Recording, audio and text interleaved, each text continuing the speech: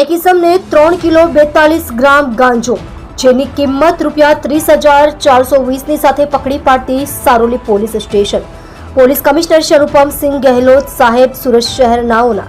No drugs in Surat સિટીના અભિયાન અંતર્ગત ગેરકાયદેસર ડ્રગ્સ ગાંજા અને ચરસની હેરાફેરી કરતા ઇસમોને પકડી પાડવા અંગેની સૂચના અન્વયે તથા ખાસ પોલીસ કમિશનર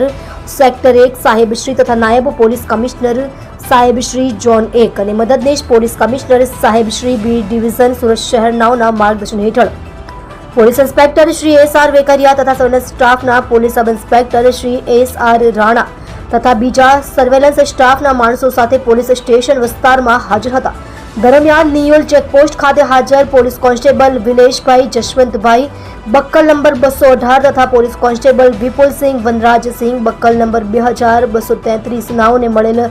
બાતમી હકીકતના આધારે નિયોલ પોલીસ ચેકપોસ્ટ નજીકમાં સાબરગામ બીઆરટીએસ બસ સ્ટેન્ડની સામે સુરત કડોદરા રોડ વાળા સર્વિસ રોડ ઉપર જાહેર રોડ ઉપર સારોલી ખાતેથી આરોપી સરફરાઝ ખાન અબ્દુલ્લા પઠાણ ઉંમર વર્ષ 25 ધંધો ડ્રાઇવિંગ રહે ખ્વાજાનગર બિલાલ મસ્જિદની પાસે વટવા અમદાવાદ શહેર તથા ઘર નંબર 32 પૂજારીની ચાલ 4 તોલા કબ્રસ્તાન ગોમતીપુર અમદાવાદ શહેરનાઓને માદક પદાર્થ ગાંજો જેનું વજન 3 કિલો 42 ગ્રામ જેની કુલ કિંમત ₹30,420ની મત્તા સાથે ઝડપી પાડી ઉપરોક્ત ગાંજો આપનાર તથા ખરીદનાર બંનેને વોન્ટેડ જાહેર કરી કાયદેસરની કાર્યવાહી કરેલ છે।